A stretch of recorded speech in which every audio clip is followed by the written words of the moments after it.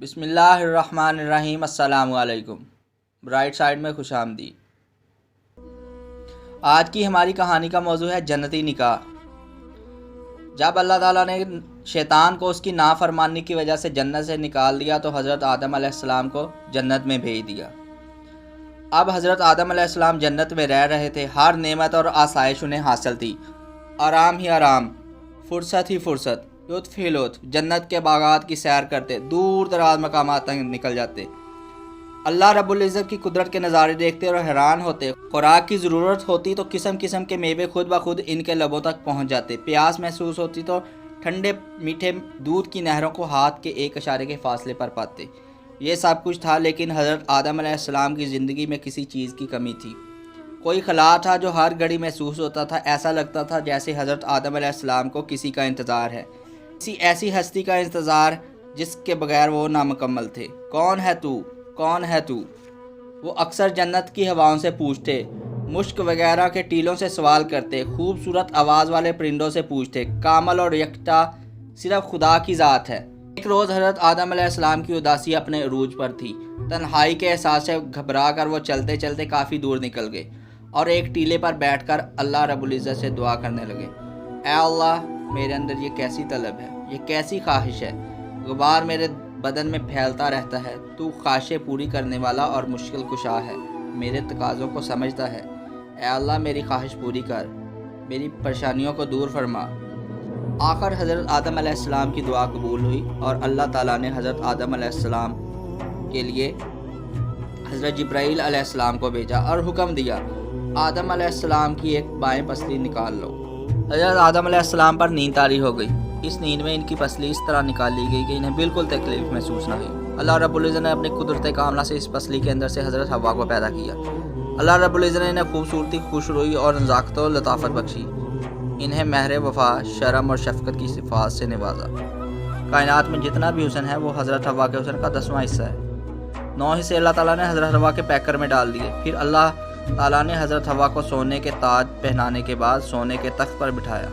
इसके बाद हज़रत आदम अलैहिस्सलाम को गहरी नींद से जगा दिया गया ताकि वो हज़रत हव्वा का जलवा देख सके। हज़रत आदम ने नींद से उठकर अपने सामने देखा तो सोने के तख्त पर एक खूबसूरत औरत बैठी थी। हज़रत आदम देखते रह गए, फिर बेकरार होकर तेज़ी से उनकी तरफ बढ़े। तब बारगाह इलाही से सदा आई, ऐ आदम, खबरदार, निकाह के बगैर तो इसके करीब मत जाना। हज़रत आदम अलैहिस्सलाम ने अल्लाह रब्बुल इज़्ज़त से दरख्वास्त की, यह निकाह पढ़वाया जाए। बारगाह रब्बुल इज़्ज़त ने इसकी दरख्वास्त कबूल फरमाई। 7 आसमानों के फरिश्ते कतारों में इस जगह जमा होने लगे। फिर जन्नतुल फिरदौस में इस पहले निकाह की तकरीब मुनक्कद हुई।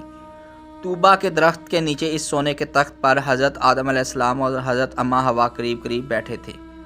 अल्लाह रब्बुल इज़्ज़त ने निकाह का सीगा पढ़ा, हम्द मेरी सना है और बुजुर्गी मेरी चादर, कुल मखलूक़ात मेरे ग़ुलाम और लौंडियाँ हैं, अम्बिया मेरे रसूल हैं और औलिया मेरे दोस्त हैं, मोहम्मद सल्लल्लाहु अलैहि वसल्लम मेरे हबीब और रसूल हैं।